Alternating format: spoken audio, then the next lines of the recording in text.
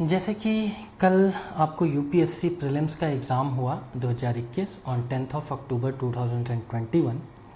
और इस वीडियो में हम लोग ये देखने का प्रयास करेंगे कि पेपर कहाँ से आया था, आंसर की उसका एप्रोप्रिएट क्या हो सकता है, और इसके अतिरिक्त बेसिक किताबें पढ़ने का कितना फ़ायदा है, और पेपर अगर हम नहीं पढ़ रहे हैं तो अपना कितना भारी नुकसान कर रहे हैं।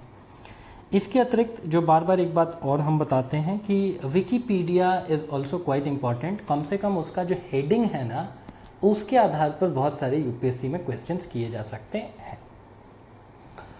ये वीडियो उन लोगों के लिए बहुत इम्पॉर्टेंट नहीं होगा जो कि 120, 125, 110, 105 स्कोर कर रहे हैं। उनको मेंस एग्ज़ाम पे बहुत अच्छे तरीके से कंसंट्रेट करना चाहिए। But this video might be useful for those people, उनके लिए लाभकारी सिद्ध हो सकता है जिनका पहला अटैम्प्ट था, जिन्होंने कुछ सिली मिस्टेक्स किया और उसके आधार पर वो समहाउ वो लाइन क्रॉस नहीं कर पाए कट ऑफ की, या ऐसे लोग जिनको अगला अटैम्प्ट देना है पहली बार और उनको थोड़ा समझने की ज़रूरत है कि पेपर क्या पूछते हैं और क्या क्या पढ़ना चाहिए अपने को।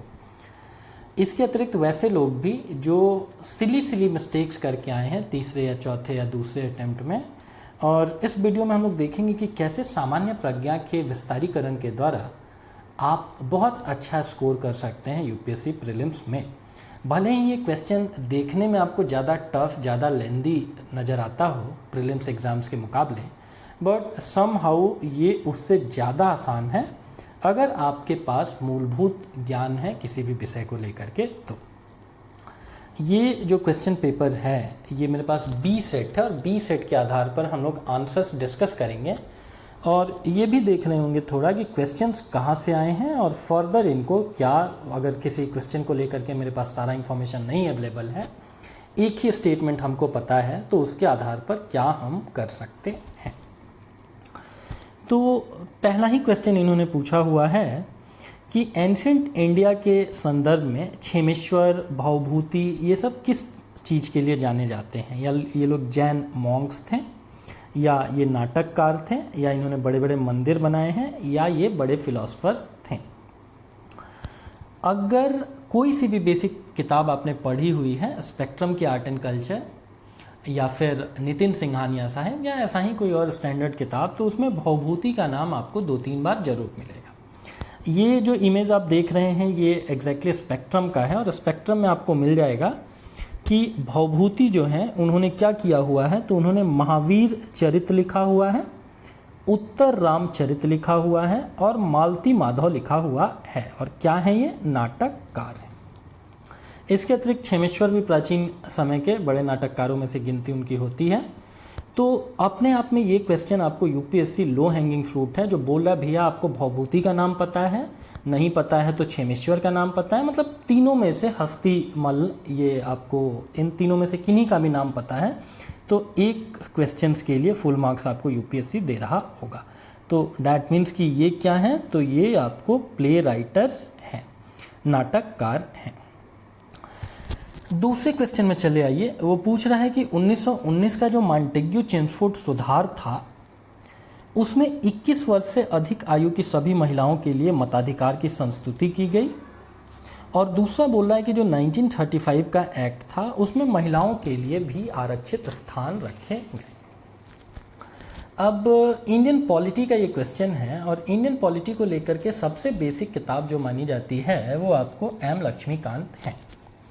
तो जब 1919 का एक्ट आप पढ़ेंगे लक्ष्मीकांत में, तो उन्होंने बहुत क्लियरली लिख रखा है 1919 के एक्ट की छठी जो सैलिएंट फीचर है उसमें लिखा हुआ है कि इस एक्ट के द्वारा संपत्ति, कर या शिक्षा के आधार पर सीमित संख्या में लोगों को मताधिकार प्रदान किया गया।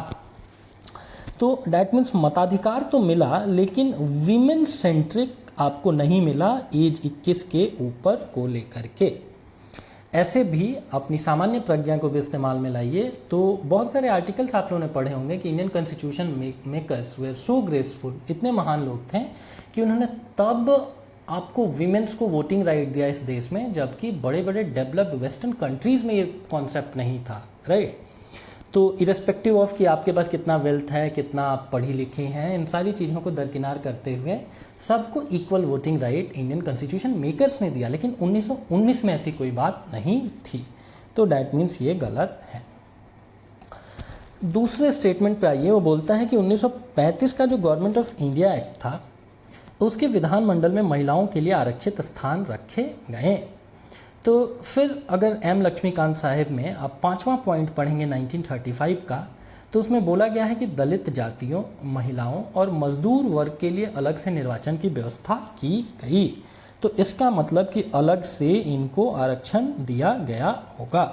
तो डैट मीन्स कि दूसरा वाला जो ऑप्शन है वो सही है और पहला वाला ऑप्शन आपको गलत है। तो डैट मीन्स कि 2 ओनली इसका एप्रोप्रिएट आंसर होगा। मोरल ऑफ द स्टोरी की बेसिक किताब लक्ष्मीकांत जैसा पढ़ना है सो इम्पॉर्टेंट। तीसरे क्वेश्चन में चले आइए। तीसरा क्वेश्चन आपसे 8 अगस्त का सिग्निफिकेंस पूछा है कि 8 अगस्त 1942 का क्या सिग्निफिकेंस है।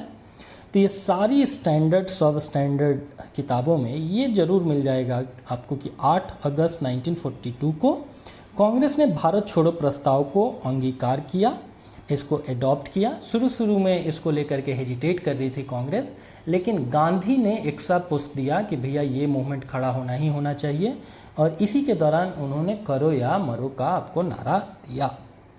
तो डैट मीन्स इसका एप्रोप्रिएट आंसर आपको ए होगा। बहुत क्लियरली आप देख सकते हैं, हर जगह आपको ये फैक्ट मिल जाएगा कि 8 अगस्त 1942 को 8 अगस्त 1942 को बम्बई के ग्वालिया वाला टैंक मैदान में भारत छोड़ो प्रस्ताव रखा गया और यहीं से आपको क्विट इंडिया मूवमेंट की कहानी शुरू हुई। तो ये क्वेश्चन भी रिलेटिवली आपको कैसे क्वेश्चंस में था, आसान क्वेश्चंस में था। चौथा क्वेश्चन बहुत जगहों पे आपको नहीं मिलेगा, इसीलिए रिलेटिवली टफ क्वेश्चन है कि आपको प्राचीन भारतीय धार्मिक आपको गीति काव्य सॉन्ग फ्रॉम प्रिजन किससे संबंधित है। तो कुछ चूँकि सप्लीमेंट्री इन्फॉर्मेशन, कॉम्प्लीमेंट्री इन्फॉर्मेशन इन्होंने नहीं प्रोवाइड करवा रखा है, इसीलिए ये बहुत आसान क्वेश्चन नहीं है। इसका एप्रोप्रिएट आंसर आपको मोहनदास करमचंद गांधी होंगे। उन्होंने ही क्या किया है कि सॉन्ग फ्रॉम प्रिजन लिखा हुआ है, और सॉन्ग फ्रॉम प्रिजन जैसा कि आप देख सकते हैं किनका है, तो महात्मा गांधी का है, जेल में उन्होंने लिखा हुआ है। हर जगह ये आपको फैक्ट नहीं मिलेगा, इसीलिए ये कोई बहुत आसान क्वेश्चन नहीं है। पाँचवें वाले क्वेश्चंस पे आते हैं। पाँचवा वाला क्वेश्चन कहता है कि मिडीवल इंडिया में आपको परगना, सरकार और सूबा का असेंडिंग ऑर्डर लगाना है। पहला चीज़ तो ये जानते हैं कि ये सब क्या है, तो ये सब आपको एडमिनिस्ट्रेटिव यूनिट्स हैं, जैसे अभी राज्य, देश या फिर जिले, ग्राम होते हैं। तो मिडीवल पीरियड में, मुगलों के समय में या दिल्ली सल्तनत काल के समय में ये शब्दावली प्रचलित थी, और इनका असेंडिंग ऑर्डर पूछ रखा है। राइट, ये भी बहुत आसान सवाल है, हर जगह आपको मिल जाएगा। देख सकते हैं कि अभी के जो राज्य होते हैं उनको उस समय क्या कहा जाता था, तो प्रोविंस कहा जाता था, और उस समय पे जो जिले होते थे उनको क्या कहा जाता था, तो सरकार कहा जाता था। प्रोविंस सबसे बड़ा हो गया, जो राजा होता था, सुल्तान होता था, उसका साम्राज्य सूबों में डिवाइडेड था, प्रोविंस में डिवाइडेड था। उसके नीचे जिलों को सरकार कहा जाता था, और सरकार बना हुआ था कुछ आपको परगनाओं के द्वारा। और परगना क्या होते थे, इसमें 10, 12, 15, 20 गांव होते थे। इनको लीड कौन करता था, यहाँ से कलेक्शन वगैरह का काम आपको सिकदार करता था।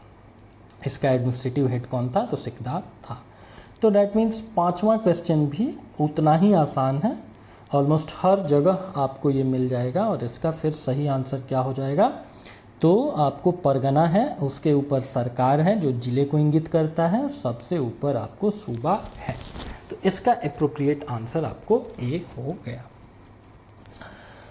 उसका अगला भी बहुत बहुत बहुत आसान क्वेश्चन है, ऑलमोस्ट हर जगह आपको मिल जाएगा।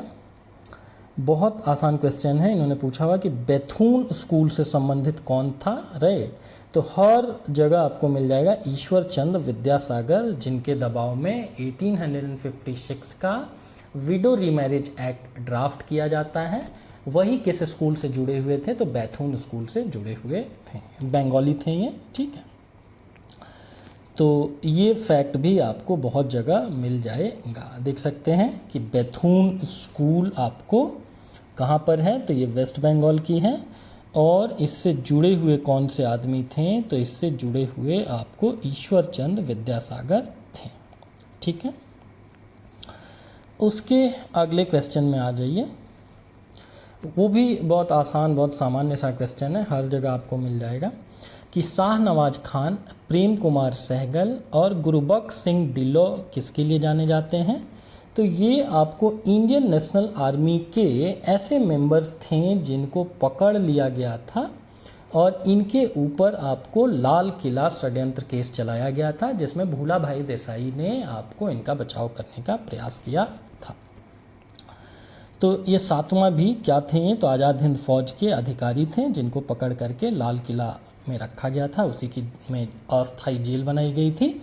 और इसके अतिरिक्त जानिए कि आपको ये फैक्ट ऑलमोस्ट हर जगह मिल जाएगा। तो डैट मीन्स कि आपको ये जो क्वेश्चन है ये बहुत आसान क्वेश्चंस में से आता है। देख सकते हैं कि 1945 में शाहनवाज खान हो गए, उसके अतिरिक्त गुरबख्श सिंह ढिल्लो हो गए, राइट, प्रेम कुमार सहगल हो गए, इनके ऊपर आपको केस वगैरह चलाया गया था। तो सातवां क्वेश्चन भी रिलेटिवली बहुत आसान था, आपको ऑलमोस्ट हर जगह वो क्वेश्चन देखने को मिल जाएगा।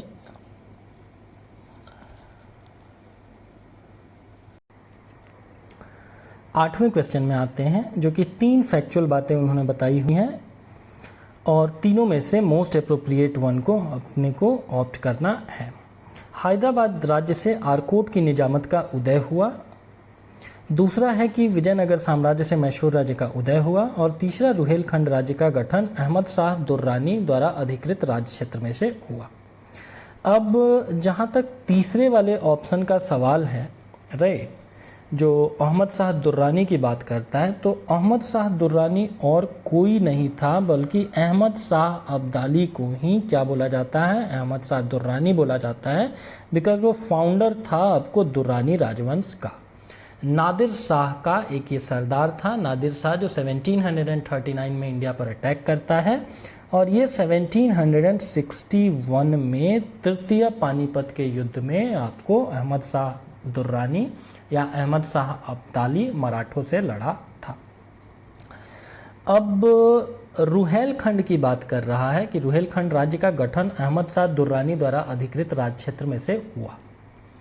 पहली बात तो ये कि अहमद शाह दुर्रानी क्या था, तो ये एक लुटेरा था और लुटेरा होने के कारण ही ये भारत पर कोई राज्य स्थापित करने के लिए नहीं आया था, बल्कि इससे इतर रुहेलखंड के जो छोटे राजा थे उन्होंने 1761 में आपको अहमद शाह अब्दाली का साथ दिया, क्योंकि वो लोग मराठों को चौथ नहीं देना चाहते थे, एक तरह का भू राजस्व होता था चौथ, और इसीलिए बहुत सारे रुहेलखंड के राजाओं ने आपको किनका साथ दिया, तो अहमद शाह दुर्रानी का साथ दिया। डैट मीन्स कि ये आपको गलत ऑप्शन है।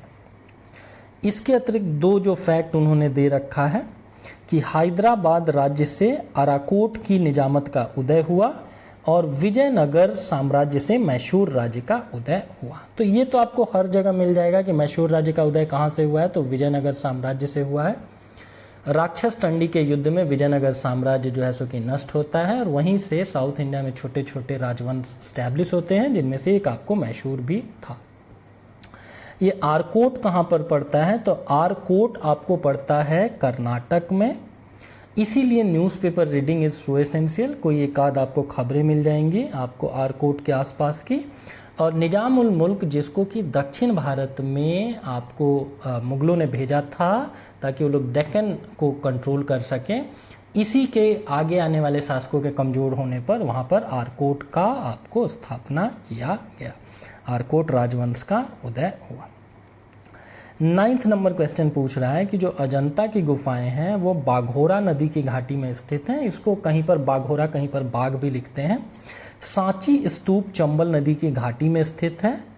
पांडु लेना, या जिसको आपको पांडव लेनी भी कहा जाता है, इस गुफा का संदर्भ पांडवों से माना जाता है, ये नर्मदा नदी की घाटी में स्थित है।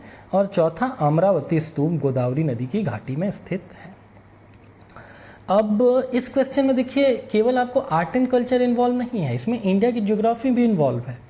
वो आपसे नहीं पूछ रहा है कि अजंता एलोरा आपको जैन धर्म की हैं या बुद्धिस्टों की हैं या हिंदू धर्म की हैं, राइट, जो यूजुअली एग्जाम्स में पूछा जाता है कि एलोरा आपको बुद्धिस्ट भी हैं, जैनी भी हैं और हिंदुओं की भी हैं, राइट। अजंता मोस्टली आपको बुद्धिस्ट गुफाएं हैं। तो इसीलिए यूपीएससी का के क्वेश्चंस मल्टी डायमेंशनल्स होते हैं and as you can see कि इसमें भारत की ज्योग्राफी भी उन लोगों ने पूछ दिया है। ये पहला वाला जो ऑप्शन है ना, बाघोरा नदी, जिसको यूजुअली बाघ की गुफाएं या बाघोरा बाघ नदी भी कहते हैं, ये इसका सही आंसर है, राइट। ये आपको बहुत सारी किताबों में दिख जाएगा। जैसे कि देख सकते हैं आप लोग कि एक बुक से हम आपको रेफरेंस दे रहे हैं, जैसे ये आर्ट एंड कल्चर है आपको स्पेक्ट्रम का, अजंता बाघ वगैरह इन्होंने एक साथ दिया हुआ है और बाघ नदी के किनारे या जिसको बाघोरा नदी भी कहते हैं, अजंता वगैरह की कहानी है। तो ये जो आंसर है वो आपको एप्रोप्रिएट है। सांची के जो स्तूप हैं इनकी क्या कहानी है, तो ये रायसेन जिले में है, भोपाल के पास है और भोपाल के पास आपको कोई चंबल नदी नहीं बहती है, राइट। सिमिलरली जो पांडुलेना या पांडुलेनी की गुफाएं हैं जो पांडवों से संबंधित मानी जाती हैं, ये आपको कहाँ पर हैं, तो ये नासिक के पास हैं और इसीलिए ये भी अप्रोप्रिएट नहीं है बिकॉज नासिक गोदावरी नदी के किनारे है, न कि नर्मदा नदी के किनारे हैं।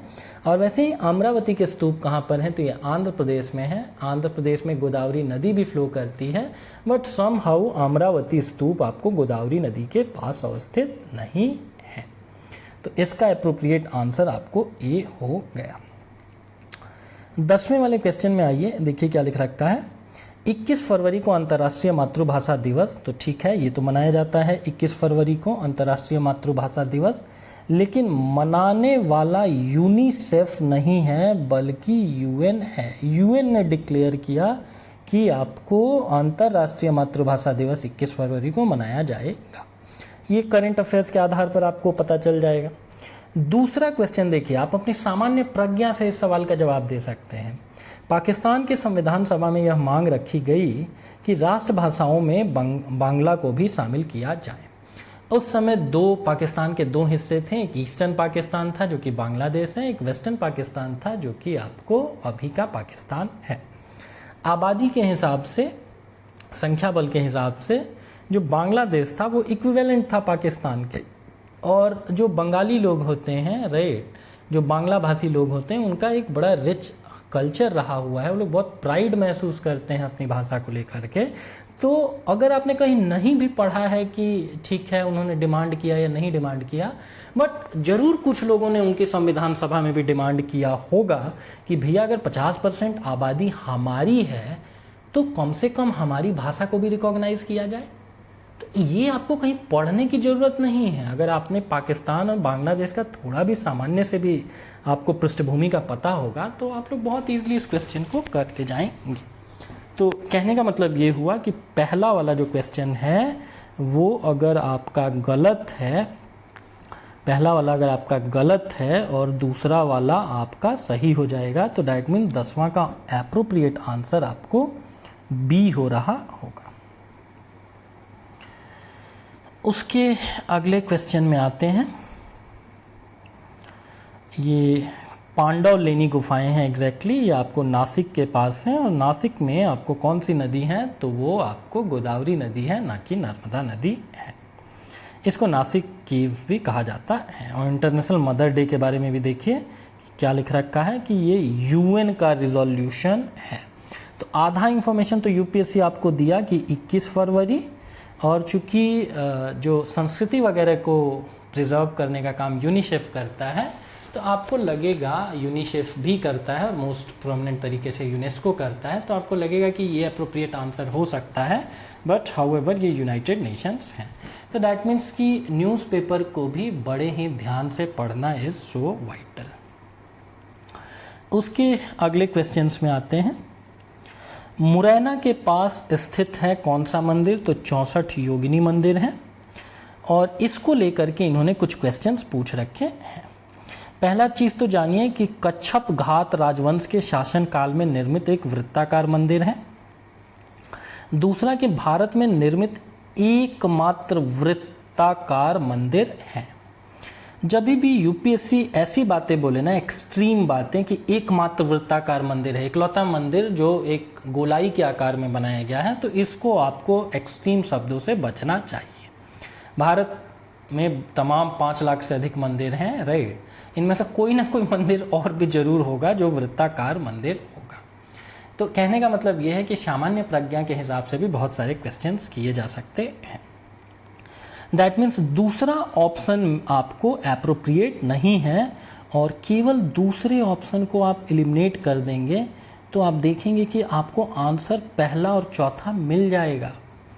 यूपीएससी ऐसे क्वेश्चंस खूब पूछता है, देख करके आपको लगेगा कि अरे ये तो बड़ा बड़ा सा क्वेश्चन है, इसके बारे में हमको कुछ भी नहीं पता है, right, but you will get the exact answer अगर एक बार आप ठीक ठाक तरीके से क्वेश्चंस को पढ़ रहे होंगे।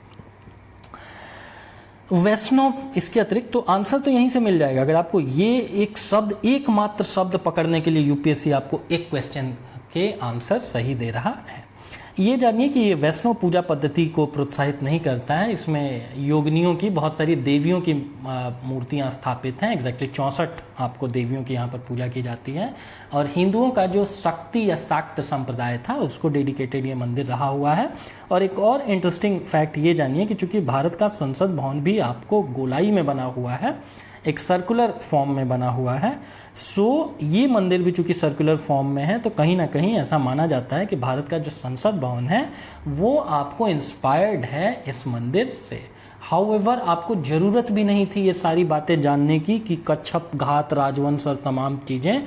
अगर आपने एकमात्र शब्द को पे ध्यान दिया होता तो आपके पास एक मार्क्स, आपको एक क्वेश्चन का मार्क्स आपको मिल रहा होता। 12वां देखिए, उन्नत जल संचयन और प्रबंध प्रणाली के लिए कौन सा आपको हड़प्पन जगह जानी जाती है? तो आजकल करंट अफेयर्स में चर्चा में रहा हुआ है। सबको पता है कि धौलावीरा, जिसको कि विश्व विरासत स्थलों के तौर पर 40वां भारत का ये स्थल हुआ है, और यहीं पर उन्नत जल संचयन और प्रबंधन प्रणाली की आपको व्यवस्था की गई थी। करंट अफेयर्स में भी था, सबको पता होगा, ये साइन बोर्ड वगैरह भी यहाँ से मिला हुआ है। जैसा कि देख सकते हैं आप कि ये है आपको 64 योगिनी मंदिर, और एक सर्कुलर इसका एक आर्किटेक्ट है, और इसमें मोस्टली देवियों की आपको मूर्तियां रखी हुई हैं। यमुना देवी हो गई, नर्मदा हो गई, तारा हो गई, उसके अतिरिक्त बिरजा देवी हो गई, ज्वाला कामिनी हो गई। तो मोस्टली ये आपको शक्ति संप्रदाय या शाक्त संप्रदाय को डेडिकेटेड था, न कि ये इसका कुछ भी वैष्णव संप्रदाय से लेना देना था। अगले क्वेश्चंस में आते हैं। 13 नंबर क्वेश्चन बोलता है कि 17वीं शताब्दी के पहले चतुर्थांश में निम्नलिखित में से कहाँ ईस्ट इंडिया कंपनी का कारखाना या कारखाने थे? 17वीं शताब्दी मतलब 1625 तक ये लोग आपसे पूछ रहे हैं, और बहुत सारी किताबों में हम आप पढ़ेंगे सर थॉमस रो मिलने के लिए आया जहांगीर से, बिकॉज 1605 में आपको अकबर की मृत्यु हो जाती है, और उसके बाद 1605 से लेकर के आपको 27 तक जहांगीर का शासनकाल रहा हुआ है, राइट। तो मिलने के लिए दो अंग्रेज इससे आते हैं जहांगीर से, और हर स्टैंडर्ड किताब में आपने पढ़ा हुआ होगा कि एक तो सूरत में इन्होंने अपनी एक फैक्ट्री को इस्टेब्लिश किया, गुजरात की कहानी, वही पास में भरूच है, तो दैट मीन्स ये आपको एप्रोप्रिएट आंसर होगा। चिकाकोल आपको आंध्र प्रदेश में है, राइट, बट आंध्र प्रदेश में आप लोगों ने पढ़ा होगा कि मछलीपट्टनम वगैरह में इन्होंने अपनी फैक्ट्रीज वगैरह लगाई, न कि चिकाकोल में। और त्रिचिरापल्ली या त्रिचोनोपोली जो उस समय कहलाता था, राइट, तो तमिलनाडु वगैरह में जाकर के देखेंगे तो वहाँ पर आपको फ्रेंच शक्तियाँ ज़्यादा एक्टिव थीं और पुर्तगीज़ ज़्यादा एक्टिव थे, तो ऑफ कोर्स इन्होंने कोई भी अपनी फैक्ट्री वगैरह वहाँ पर इनको नहीं इस्टेब्लिश करने दी होगी। तो डैट मीन्स कि 13वें का भी जो एप्रोप्रिएट आंसर है वो ए है।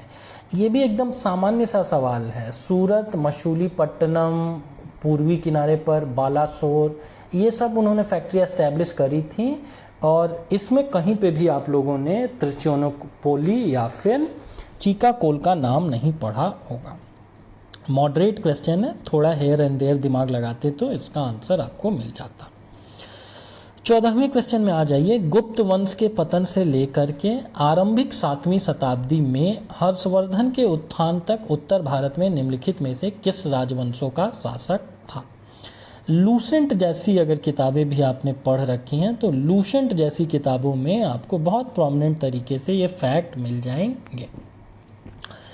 अब लूसेंट से ही ये दोनों आपको इमेजेस हम प्रोवाइड करा रहे हैं।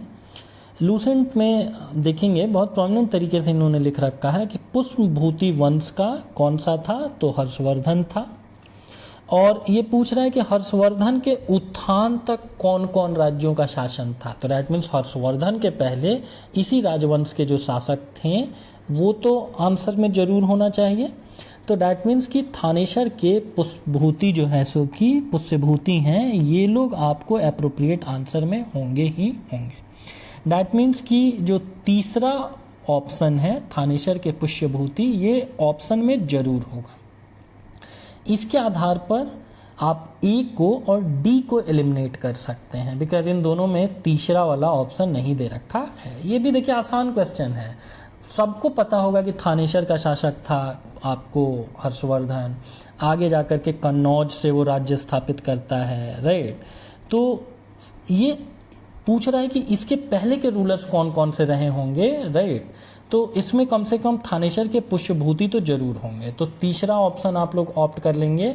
इसी आधार पर बी और सी तक पहुंचा जा सकता है। इसके अतिरिक्त देवगिरी के जो यादव है ना, इनका अलाउद्दीन खिलजी के संदर्भ में आप लोगों ने इनके बारे में पढ़ा हुआ होगा। देख सकते हैं आप कि देवगिरी का यादव वंश, ये अलाउद्दीन खिलजी के समय में इनका एक राजा था रामचंद्र, जिसने आत्मसमर्पण कर दिया था अलाउद्दीन खिलजी के सामने। तो ऑप्शन में जो भी हो उसमें आपको पांचवा ऑप्शन नहीं मिलेगा। तो इसके आधार पर भी आप देख सकते हैं कि पांचवा नहीं हो और आपको कौन सा हो, तो आपको तीसरा जरूर हो। तो इसके आधार पर भी आप कुछ एलिमिनेट नहीं कर पाएंगे, ये जरूर मिलेगा कि बी और सी में से आंसर होगा। एक मगध के गुप्तास के बारे में लिख रखा है। एक तो वास्तविक गुप्त वंश था, एक आगे जाकर के एक परवर्ती गुप्त शासकों का भी आपको उन्होंने राज किया हुआ है। कहाँ से, तो मगध से किया हुआ है।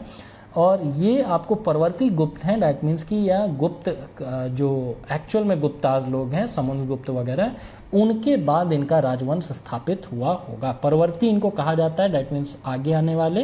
डैट मीन्स कि ये आंसर में जरूर होगा, राइट। तो पहला अगर आपने आंसर में ऑप्ट कर लिया, इसी से आपको आंसर पता चल जाएगा कि जो बी और सी में से एक अपने को ऑप्ट करना था, बट समहाउ सी वाले में आपको एक नंबर ऑप्शन जो कि मगध के गुप्त हैं ये नहीं दे रखा है। तो इसीलिए इसका एप्रोप्रिएट आंसर कौन सा होगा, तो 14वां का आंसर आपको ए हो रहा होगा। 15वें में आ जाइए, देखिए क्या लिख रखा है इन लोगों ने। 15वां क्वेश्चन भी सामान्य ज्ञान के आधार पर किया जा सकता था। एक नूनीज ने यात्रा की है विजयनगर साम्राज्य की। ये आप लोग सारे लोगों को ये फैक्ट पता होगा कि नूनीज किसके समय में आया है, तो विजयनगर साम्राज्य के समय में उसने विजयनगर साम्राज्य की बढ़ाई की है। और उसने महिलाओं को किन चीज़ों में निपुण पाया है, तो कुश्ती है, ज्योतिष शास्त्र है, लेखाकरण है और भविष्यवाणी है।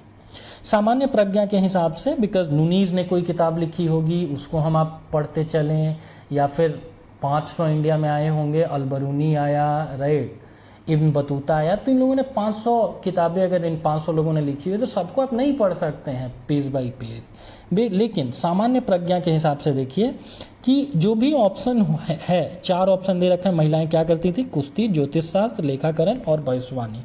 ज्योतिष शास्त्र और भविष्यवाणी बहुत क्लोजली एसोसिएटेड चीजें हैं। ज्योतिष शास्त्र का अध्ययन करके आप क्या करते हैं, सटीक भविष्यवाणी ही तो करते हैं। तो दैट मीन्स 2 और 4 ऑप्शन में या तो बिल्कुल हो और या तो नहीं हो। तो दैट मीन्स इसके आधार पर ए को एलिमिनेट किया जा सकता है। इसके अतिरिक्त बी को भी एलिमिनेट किया जा सकता है, बिकॉज दोनों में एक साथ 2 और 4 आपको नहीं आ रहे हैं। बच गए सी और डी, जिसमें कुश्ती है, ज्योतिष शास्त्र है, लेखाकरण है, भविष्यवाणी है। देखिए, कुश्ती के बारे में कुछ बहुत नहीं कहा जा सकता है, लेकिन अकाउंटिंग वगैरह, चूँकि विजयनगर साम्राज्य बहुत एक प्रभावशाली साम्राज्यों में से माना जाता है, जिसने आर्ट एंड कल्चर को पेट्रोनाइज किया, विवाह के ऊपर कर वगैरह समाप्त किया दक्षिण भारत में कृष्णदेव राय ने। तो डैट मीन्स महिलाओं की वहाँ पर स्थिति ठीक ठाक रही होगी, इसका अंदाज़ा हम आप लगा सकते हैं, राइट। और अगर उस प्रज्ञा के हिसाब से भी चलें तो आपको डी ऑप्शन आप ऑप्ट करते हैं तो आपका आंसर सही होता, ठीक है। कुश्ती के बारे में बहुत एब्सोल्युटली आप नहीं बता सकते हैं, बट कम से कम इतना आप अंदाज़ा लगा सकते हैं कि महिलाएं उस समय ठीक ठाक उनका सोशल स्टेटस रहा होगा और इसीलिए उनको अकाउंटिंग वगैरह से कम नहीं रोका गया होगा। मॉडरेट क्वेश्चन है, थोड़ा हेयर एंड देयर आपने हाथ पांव मारा होता, अगर ये सोचा होता कि ज्योतिष शास्त्र और भविष्यवाणी मोर और लेस सेम चीज़ें हैं, तो बहुत ईजिली आप यहाँ तक पहुँच सकते थे, या सी और डी में तो कम से कम आ ही जाते हैं। उसके बाद अगर दिन अच्छा होता तो आप डी ऑप्ट कर लेते। 16वां क्वेश्चन, देखिए यूपीएससी के बारे में एक अच्छी बात आपको बताएं जो लोगों को पता नहीं होती है। जो वो बहुत सारे स्टेटमेंट वाले बड़े क्वेश्चन पूछता है उनको करना बहुत आसान होता है, बिकॉज वो सप्लीमेंट्री इंफॉर्मेशन प्रोवाइड कर रहा है। कोई भी इंफॉर्मेशन आपको पता है तो आप क्वेश्चन को कर ले जाएंगे, लेकिन यहाँ पर आपको अगर एक फैक्ट पूछ रहा होगा तो उसको एज सच करना उतना आसान नहीं होता है। पूछा इन लोगों ने कि आंध्र प्रदेश में मदनपल्ली के संदर्भ में कौन सा कथन सही है। क्या यहाँ पर पिंगली वेंकैया ने भारतीय राष्ट्रीय ध्वज को डिज़ाइन किया था? ये अलग से एक क्वेश्चन आप जानिए कि पिंगली वेंकैया साहब ने भारत का जो अभी का राष्ट्रीय ध्वज है उसको डिज़ाइन किया हुआ है। पटाभी सीतारमैया जो कि कांग्रेस के ऑफिशियल हिस्टोरियन थे, उन्होंने आंध्र प्रदेश में भारत छोड़ो आंदोलन का नेतृत्व किया। या रविंद्रनाथ टैगोर ने यहाँ राष्ट्रगान का बांग्ला से अंग्रेजी में अनुवाद किया। या मैडम ब्लावत्स्की और कर्नल अलकॉट ने यहाँ थियोसॉफिकल सोसाइटी का मुख्यालय स्थापित किया। अब इस क्वेश्चन तक पहुँचने के लिए हो सकता है कि आपको चीज़ें नहीं पता हों सारी की सारी, बट कुछ चीज़ें ज़रूर आप पता कर सकते हैं। जैसे कि पिंगली वेंकैया और पटाभी सीतारमैया दोनों आंध्र प्रदेश के थे, राइट। ये टफ क्वेश्चन है बाय द वे, राइट। ये आसान क्वेश्चन नहीं है, ये फंसाने वाला क्वेश्चन है यूपीएससी का। इसमें से बहुत ईजिली जो एक ऑप्शन आप एलिमिनेट कर सकते हैं वो ये कि मैडम ब्लावत्स्की और कर्नल अलकॉट ने थियोसॉफिकल सोसाइटी का मुख्यालय यहाँ पर स्थापित किया। एक्चुअली में थियोसॉफिकल सोसाइटी, जिसको कि 1875 में फॉर्म किया गया, आगे जाकर के उसका मुख्यालय भारत में सबसे पहले मुंबई में आता है। ये बहुतों को फैक्ट ये पता नहीं होगा कि सबसे पहले मुंबई में इसका मुख्यालय आता है। और ये पॉपुलैरिटी तब गेन करता है जब मैडम एनी बेसेंट इससे जुड़ती हैं और इसका मुख्यालय अडयार जो कि मद्रास के पास है, तो वहाँ पर आपको इसका मुख्यालय इस्टेब्लिश कर दिया जाता है।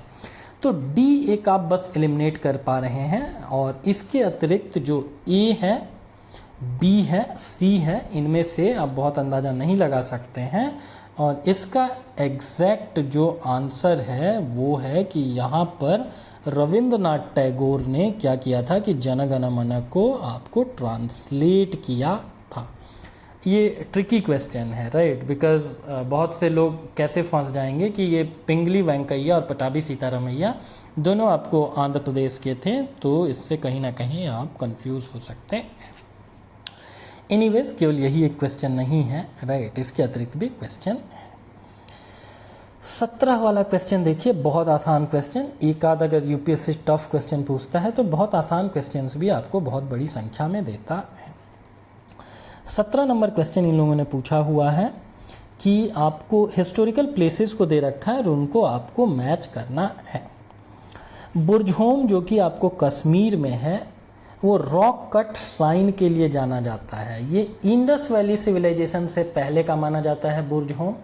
तो डैट मीन्स कि यहाँ पर कोई शैलकृत देव मंदिरों के मिलने की कोई संभावना नहीं होगी। इंडस वैली सिविलाइजेशन से ऐसा माना जाता है कि वहीं से पशुपति महादेवा की शील मिली है, जिनको समहाउ लॉर्ड शिवा से जोड़ करके देखा जाता है।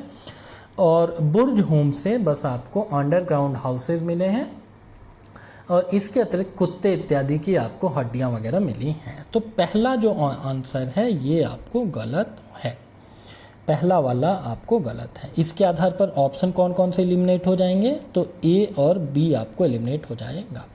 वहीं गणेश्वर आप लोगों ने पढ़ा होगा कि ये भी एक ताम्रकालीन संस्कृति थी जो पैरेलली रन कर रही थी इंडस वैली सिविलाइजेशन के, और बहुत सारे मामलों में आपको गणेश्वर जो संस्कृति थी ये पैरेलली तो रन कर रही थी इंडस वैली सिविलाइजेशन से, बट इसको एक स्वतंत्र संस्कृति माना जाता है, बिकॉज यहाँ से जैसे कॉपर वगैरह के बर्तन मिले हुए हैं वो कम्प्लीटली एक डिफरेंट काइंड ऑफ बर्तन है, राइट। या जो भी आपको डेकोरेटिव आइटम्स मिले हैं वो बिल्कुल अलग प्रकार के मिले हुए हैं। तो तीसरा आंसर में ज़रूर होगा, इसके आधार पर आप एप्रोप्रिएट आंसर तक नहीं पहुंच सकते हैं।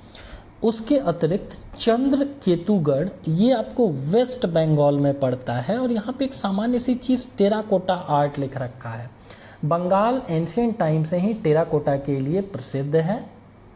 वहाँ की एक भवन निर्माण की शैली भी है, नए वाले एनसीईआरटी में दे रखा है, 2 चाला और चौचाला, राइट। तो टेराकोटा बहुत सामान्य सी चीज़ है, इसको आप लोग गेस कर सकते थे। और वैसे भी टेराकोटा की आइटम्स वहीं मिलेंगी, नदी घाटियों में ही मिलेंगी जहाँ सॉफ्ट मिट्टी होगी, अलूवियल सॉइल होगी मोस्टली। तो इसके लिए वेस्ट बंगाल, आपको बस इतना जानना था कि चंद्र केतुगढ़ कहाँ है, तो वेस्ट बंगाल में है, और टेराकोटा आप लोग इसको ऑप्ट कर सकते थे। तो इसका आंसर आपको डी है। उसके अगले में आइए 18वां नंबर क्वेश्चन। देखने में डिफिकल्ट लग रहा है बट हूबहू ये आपको एनसीईआरटी का क्वेश्चन है। देखिए क्या लिख रखा है कि इल्तुतमिश के शासनकाल में चंगेज खान भगौड़े ख्वारिज्म युवराज की खोज में सिंधु नदी तक पहुंचा। दूसरा कि मोहम्मद बिन तुगलक के शासनकाल में तैमूर ने मुल्तान पर आक्रमण किया था और सिंधु नदी पार की थी। और तीसरा कि विजयनगर साम्राज्य के देवराय द्वितीय के शासनकाल में वास्को डिगामा केरल के तट पर पहुंचा था। जो पहला वाला फैक्ट है कि इल्तुतमिश के शासनकाल में चंगेज खान भगौड़े ख्वारिज्म युवराज की खोज में सिंधु नदी तक पहुंचा था। ये अगर पुरानी वाली एनसीईआरटी की बात की जाए 11th क्लास की, तो इसके पेज नंबर 71 पर ये सारी चीज़ें बहुत डिटेल में दी हुई हैं। लिखा हुआ है कि भारत पर मंगोल आक्रमण का 1221 में खतरा आया। ख्वारिज्म राजा के पराजय के बाद युवराज जलालुद्दीन जान बचाकर भाग निकला और भारत पहुंचा। उन दिनों दिल्ली पर इल्तुतमिश का शासन था। उसने मंगोलों को खुश करने के लिए जलालुद्दीन के शरण देने के अनुरोध को विनम्रतापूर्वक अस्वीकार कर दिया। तो इससे भी एक चीज़ निकल के आ रही है कि एनसीईआरटी पढ़ना इज सो इम्पॉर्टेंट, और पहला वाला ऑप्शन आपको सही है। दूसरे वाले ऑप्शन के बारे में बात करते हैं। दूसरा लिख रखा है कि मोहम्मद बिन तुगलक के शासनकाल में तैमूर ने मुल्तान पर आक्रमण किया और सिंधु नदी पार की थी। अच्छा, तैमूर भारत पर आक्रमण करता है 1398 में। डैट मीन्स कि इसी के आसपास उसने मुल्तान पर भी अधिकार किया होगा। और ये चीज़ आप लोगों ने हिस्ट्री में पढ़ा हुआ होगा कि आखिरी शासक जिसके समय पर तैमूर ने भारत पर हमला किया था वो नसरुद्दीन मोहम्मद था। ठीक है, तो डैट मीन्स इसका मोहम्मद बिन तुगलक से कुछ भी लेना देना नहीं रहा होगा। इसके अतिरिक्त ये भी जानिए कि मोहम्मद बिन तुगलक 1351 तक इसने रूल किया हुआ है। तो कहाँ 1351 और कहाँ 1398। तो डैट मीन्स कि दूसरा आंसर आपको गलत होगा। दूसरा गलत होगा और पहला सही होगा। दूसरा आंसर में ना हो और पहला सही हो, राइट। इससे भी आप लोग एप्रोप्रिएट आंसर तक पहुंच सकते थे कि ए इसका सबसे सुटेबल आंसर होगा। ऐसा आंसर आपको ऑप्ट करना है जिसमें 2 नहीं छुपा हुआ हो और 1 जरूर छुपा हुआ हो। और इससे एक चीज़ और पता चलती है कि एनसीईआरटी पढ़ने के फ़ायदे हैं, पुरानी एनसीईआरटी एज वेल एज नई एनसीईआरटी। तो ये 18 नंबर क्वेश्चन हो गया आपका। ठीक है, इसके अतिरिक्त एक और फैक्ट जो तीसरा वाला इन लोगों ने पूछ रखा है उसको भी जानिए कि देवराय 2 जो विजयनगर साम्राज्य का था, ये आपको 1424 से लेकर के 1446 तक रहा हुआ था, राइट। तो इसका भी वास्को डिगामा के समय काल से कुछ भी लेना देना नहीं था। ठीक है, अगले क्वेश्चन में आते हैं। इसके अतिरिक्त अगला क्वेश्चन इन लोगों ने पूछा हुआ है सेंट फ्रांसिस के ऊपर, सेंट फ्रांसिस जेवियर्स के ऊपर। पहला पूछा हुआ है, जो पहला स्टेटमेंट है वो पूछा हुआ है कि ये फाउंडिंग मेंबर थे आपको जिसुइट ऑर्डर के, जो जीसस क्राइस्ट के फॉलोअर्स हैं उनका ये आपको एक ऑर्गेनाइजेशन था। इसके अतिरिक्त पूछा हुआ है कि ये गोवा में मरे और एक चर्च उनको डेडिकेटेड यहाँ पर है। तीसरा पूछ रखा है कि इनसे संबंधित एक मेला वगैरह गोवा में हर साल मनाया जाता है। यूजुअल आर्ट एंड कल्चर की जो किताबें हैं उनमें आपको तीसरा वाला फैक्ट जरूर मिल जाएगा कि इनको लेकर के एक मेला वगैरह गोवा में मनाया जाता है, राइट। तो डैट मीन्स कि ये आपको एक सही फैक्ट है। इसके अतिरिक्त जब आप इनके विकिपीडिया पे जाएंगे तो यू विल फाइंड कि ये तो फैक्ट सही है कि इन्होंने सोसाइटी ऑफ जीसस की स्थापना की और ये फाउंडर वगैरह थे। हाउएवर ये मरे कहाँ पर हैं, तो ये चाइना में मरे हैं, न कि गोवा में मरे हैं, राइट। इसके आधार पर भी जो अप्रोप्रिएट आंसर है उस तक बहुत ईजिली पहुँचा जा सकता है, एंड डैट इज़ कि इनका जो मोस्ट अप्रोप्रिएट आंसर है वो होगा पहला और तीसरा। तो 18वां का जो आंसर होगा वो होगा आपको सी नंबर, ठीक है। इसके अतिरिक्त तो इस क्वेश्चन से भी एक हमारा टेक अवे क्या था, जो हम बार बार बताते हैं कि किन्हीं के बारे में भी ना जो भी 500, 600, 800, 1000 लोग आपको पता है, चाहे वो हिस्ट्री के हों या आपको इंडियन पॉलिटी के हों, हार्डली 1000 लोग होंगे। इनका कम से कम विकिपीडिया पूरा नहीं पढ़िए ना तो इनका जो गूगल सर्च करने पे जो पहली वाली लाइन आती है ना, 2-4 लाइन्स जो आती हैं एंट्रो के तौर पे, उसको ज़रूर पढ़िए। इस वीडियो का टेक अवे अगर आपको हम जीस्ट कुछ बता सकें कि अगले बार अगर आप 1-2 मार्क्स से इधर उधर रह गए हैं तो विकिपीडिया का कम से कम जो भी 1000 लोग आपको पढ़ने होंगे, बीट गांधी, बीट नेहरू या बीट जो भी बड़े लोग हैं, राइट, तो उनका कम से कम विकिपीडिया से ये चीज़ें ज़रूर पढ़िए। एंट्रो वाला पार्ट देख सकते हैं, बहुत सारे क्वेश्चंस में आपको हम दिखाएं कि आपको विकिपीडिया के स्टार्टिंग से भी बहुत सारे क्वेश्चंस मिलते हैं। अगला क्वेश्चन रिलेटिवली एक ट्रिकी क्वेश्चन है, टफ क्वेश्चन है, इसको आसान क्वेश्चंस में कहीं से भी नहीं कह सकते हैं। प्राचीन भारत के इतिहास के संदर्भ में निम्नलिखित कथनों में से कौन से सही हैं? मिताक्षरा ऊंची जाति की सिविल विधि थी और जो दाय भागा थी वो आपको निम्न जाति की सिविल विधि थी। दाय भागा बहुत कम चर्चा में रहती है, लेकिन मिताक्षरा जरूर आपको काफ़ी चर्चा में रहती है। किनकी बुक है आपको मिताक्षरा? तो ये विज्ञानेश्वर की है, और दक्षिण के जो चालुक्य राजा थे विक्रमादित्य 6, जो विक्रम 6 थे, उनके राज दरबार में ज्ञानेश्वर रहा करते थे। अब ऊंची जाति की सिविल विधि थी। भारत में लॉ के ऊपर 2 किताबें जानी जाती हैं, एक मनुस्मृति है और दूसरा आपको मिताक्षरा है, जो कि विज्ञानेश्वर साहब ने लिखी हुई है। ऊंची जाति की सिविल विधि थी, ये एप्रोप्रिएट वन है, लेकिन जो दाय भागा बुक है जो जीतू वाहन ने लिखा हुआ है, इसके बारे में ऐसा नहीं कहा जा सकता है कि ये केवल आपको निम्न जातियों को ही टारगेट किया गया है। इनके बारे में विकिपीडिया में देखिए लिखा हुआ है कि जीमूत वाहन ने इस बुक को लिखा हुआ है।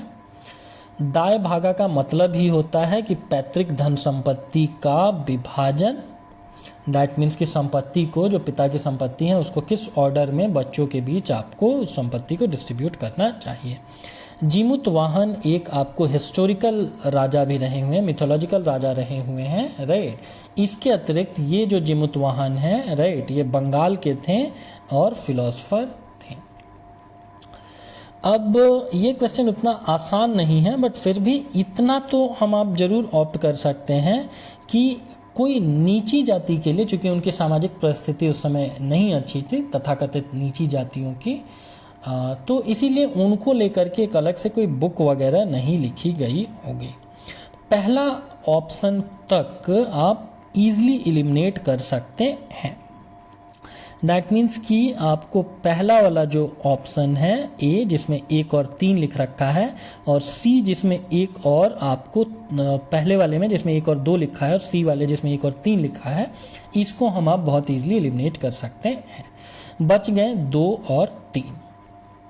अब थोड़ा और डिटेल में अगर जानेंगे तो उसके आधार पर, चूंकि दूसरे में लिख रखा है कि मिताक्षरा व्यवस्था में पुत्र अपने पिता के जीवन काल में ही संपत्ति पर अधिकार का दावा कर सकते थे, जबकि दाय भाग व्यवस्था में पिता की मृत्यु के उपरांत ही पुत्र संपत्ति पर अधिकार का दावा कर सकते थे।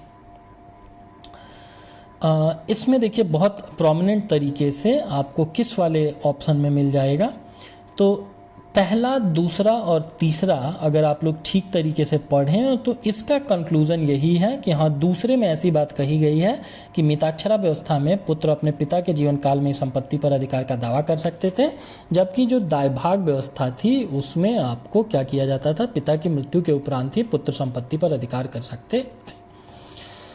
इसके अतिरिक्त दाय भाग में आपको किसी परिवार के पुरुष एवं महिला सदस्य दोनों के संपत्ति संबंधी मामलों पर विचार करती है, और मिताक्षरा व्यवस्था किसी परिवार के केवल पुरुष सदस्यों के संपत्ति संबंधी मामलों पर विचार करती है। तो ये भी अप्रोप्रिएट नहीं है। और क्यों नहीं है, बिकॉज फिर आप लोगों को बताएं कि यूपीएससी में एक्सट्रीम शब्दों से बचने का प्रयास करिए, और यहाँ पर आपको एक एक्सट्रीम वर्ड क्या दिख रहा होगा, तो वो एक्सट्रीम वर्ड आपको दिख रहा होगा केवल पुरुष सदस्यों के संपत्ति संबंधी मामलों पर विचार करती है, जबकि मनुस्मृति या जो विज्ञानेश्वर बुक है, विज्ञानेश्वर के द्वारा लिखी हुई मिताक्षरा है, इनमें पुरुष और महिलाओं दोनों के संपत्ति संबंधी दावों की बात की गई है। तो ऐसे तो इसको मॉडरेट या डिफ़िकल्ट क्वेश्चंस में कंसीडर करेंगे, बट आप फिर भी कुछ चीज़ें एक्सट्रीम वर्ड्स को हटा करके आप आंसर तक पहुंच सकते थे। जैसे दायभाग के बारे में लिखा हुआ है कि केवल नीची जातियों की इसमें बात की गई है, और यहाँ मिताक्षरा में लिखा हुआ केवल पुरुष सदस्यों की। तो एक टफ क्वेश्चन के ऊपर भी स्मार्टली आप उसको टारगेट कर सकते हैं, और थोड़ा हेयर एंड देयर से आप 2 आंसर तक पहुँच सकते हैं। और ये फैक्ट आपको बहुत किताबों वगैरह में नहीं मिल रहा होगा। ठीक है, उसके अगले में आते हैं, निम्नलिखित में से किसके द्वारा अर्थव्यवस्था में मुद्रा गुणक में वृद्धि होती है। The money multiplier in an economy increases with which one of the following। तो मनी मल्टीप्लायर जानते हैं, मनी मल्टीप्लायर क्या होता है। मनी मल्टीप्लायर देखिए क्या लिख रखा है, in monetary economy a money multiplier is one of the various closely related ratios of commercial bank money to central bank money. That means कि जो वास्तव में बैंकिंग का काम कर रहे हैं उनके पास कितना पैसा पड़ा हुआ है, डिवाइडेड बाई कितना पैसा आपको जो सेंट्रल बैंक है, जैसे भारत के मामले में ये आरबीआई हो गया, तो कितना पैसा आपको एक्चुअल में आईसीआईसीआई बैंक के पास पड़ा हुआ है और कितना पैसा आपको आरबीआई के पास है, इसका रेशियो। अब इसको इंक्रीज करने की बात कर रहा है मनी मल्टीप्लायर को, कि इसको कैसे इंक्रीज किया जाए। ऑप्शन में क्या लिख रखा है कि कैश रिजर्व रेशियो क्या किया जाए, उसको इंक्रीज कर दिया जाए, या एसएलआर को इंक्रीज कर दिया जाए। तो इतना सबको पता होगा जिनके पास बेसिक इकोनॉमी का भी ज्ञान होगा कि आपको कैश रिजर्व रेशियो वगैरह आरबीआई के पास आपको रखना पड़ता है, और रखने का मतलब ये हो गया कि आपको डिनोमिनेटर आरबीआई के पास पैसा बढ़ रहा है और एक्चुअल बैंक के पास पैसा आपको घट रहा है। ठीक ऐसी ही अवधारणा आपको एसएलआर भी है। तो दैट मीन्स ए और बी तो इसका एप्रोप्रिएट आंसर कभी नहीं होगा, ए और बी नहीं होगा। पॉपुलेशन बढ़ने से बैंकिंग सिस्टम का ऐसा कुछ डायरेक्टली संबंध नहीं है। वहीं अगर बैंकिंग हैबिट लोगों का सुधर जाए, सारे लोग बैंक, सबके पास बैंक खाते हों और खातों में कुछ पैसा भी पड़ा हुआ हो, तो डैट मीन्स कि बैंक्स के पास जो एसेट पड़ा हुआ है डिवाइडेड बाई वहाँ के सेंट्रल बैंक के पास जो एसेट पड़ा हुआ है, ये रेशियो ये ऑटोमेटिकली इंक्रीज करता चला जाएगा। राइट, तो डैट मीन्स इसका मोस्ट अप्रोप्रिएट आंसर कौन सा है, तो सी। 22वां क्वेश्चन देखिए क्या लिख रखा है, with reference to Indian economy demand pull inflation can be caused increase by which of the following. ये डिमांड पुल इन्फ्लेशन क्या होता है, आपको मांग आधारित महंगाई क्या होती है, इसका परफेक्ट एग्जाम्पल भारत में मनरेगा को माना जाता है कि सबके हाथ में पैसा आ गया, गांव में भी लोगों के हाथ में पैसा आया भारत सरकार के लिए काम करके, और इसी के लिए, और चूंकि उतनी वस्तुओं का उत्पादन हुआ नहीं है तो सारे लोग डिमांड कर रहे हैं कि भैया वो चीज़ हम खरीदने को तैयार हैं। और जब बहुत सारे लोग सीमित मात्रा में वस्तुओं के लिए बिडिंग करेंगे, आपको उनकी मांग करेंगे, तो that means some sort of bidding will start, और उसके कारण आपको इन्फ्लेशन बढ़ेगा। इसको हम आप किस इन्फ्लेशन के नाम से जानते हैं? तो डिमांड पुल इन्फ्लेशन के नाम से जानते हैं। अब अगर आप लोग रमेश सिंह जैसी कोई भी स्टैंडर्ड किताब पढ़ते हों तो इसमें बहुत ईजिली, ये रमेश सिंह से हम आपको कोट कर रहे हैं, डिमांड पुल इन्फ्लेशन के बारे में क्या लिख रखा है? Creation of extra purchasing power to the consumer over the same level of production. Production आपको अर्थव्यवस्था में उतना ही है, हाउएवर आपको एक्स्ट्रा परचेजिंग पावर लोगों के हाथ में क्रिएट हो गया बिकॉज उनके हाथ में समहाउ पैसा ज़्यादा आ गया है। ठीक है, और दैट मीन्स कि आपको बेसिक किताबें पढ़ना, रमेश सिंह साहब जैसी कोई आपको बेसिक किताब पढ़ना बहुत इंपॉर्टेंट है। अब आइए देखते हैं कि इसके क्या क्या आपको पॉसिबल रीजंस हो सकते हैं। विस्तारवादी नीतियां, अगर भारत सरकार कुछ वैसी विस्तारवादी नीतियां ला रही हैं जिसके कारण लोगों के हाथ में पैसा आ रहा है, तो ये एक एप्रोप्रिएट आंसर हो सकता है। सरकार ने मनरेगा ला दिया, मनरेगा इसका परफेक्ट एग्जाम्पल है, लोगों के हाथ में पैसा पहुंचा, गांव में उतनी वस्तुएं थी नहीं, इसीलिए सारे लोगों ने बिडिंग की, जिसके पास ज़्यादा पैसा था वो फाइनली उस कमोडिटी तक अपनी पहुंच सुनिश्चित कर लिया। राजकोषीय प्रोत्साहन, अगर किसी भी आप सेक्टर को कोई पैकेज वगैरह देंगे, जैसे कि कोयला सेक्टर को, अगर अभी कोयला की आपको शॉर्टेज हो रखी है, या एक्सपोर्ट के लिए अगर कोई आप पैकेज वगैरह दे रहे हैं, तो इसके कारण उस फील्ड में पैसा ज़्यादा पहुंचेगा। और अभी हम लोगों ने क्या बात किया कि मांग प्रेरित मुद्रास्फीति होती ही इसीलिए है बिकॉज लोगों के हाथ में पैसा एक्स्ट्रा आ रहा है। तो डैट मीन्स कि राजकोषीय नीति के द्वारा भी ऐसा किया जा सकता है। तो पहला दूसरा आंसर में हो। एक बार पांचवें वाले को देखिए क्या लिख रखा है, पांचवा वाला। ठीक है, पांचवा लिख रहा है बढ़ती ब्याज दर। तो ब्याज दर अगर सरकार या सेंट्रल बैंक बढ़ा देगा ना, डैट मीन्स लोगों के हाथ से पैसा निकल जाएगा, और पैसा निकलने के कारण आपको जो भी डिमांड पुल इन्फ्लेशन है ये कम होगा, ना कि आपको बढ़ रहा होगा। तो पांचवा कभी भी आंसर में नहीं होगा। इसके आधार पर आप तीन चीज़ों को बहुत ईजिली एलिमिनेट कर सकते हैं।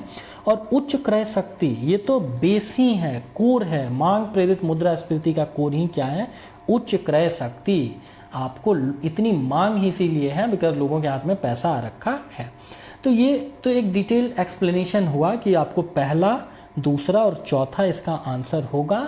हाउएवर फिर से आप देखिए कि पांचवा वाला क्वेश्चन, अगर आप पांचवा वाला जो फैक्ट है बढ़ती ब्याज दर, ये अगर आपने सोच लिया होता तो तीन चीजें आप एलिमिनेट कर रहे होते। And that's why UPSC is a bit tricky game, और थोड़ा आप ट्रिक समझ करके उसके अकॉर्डिंग खेलेंगे तो बहुत अच्छा स्कोर किया जा सकता है।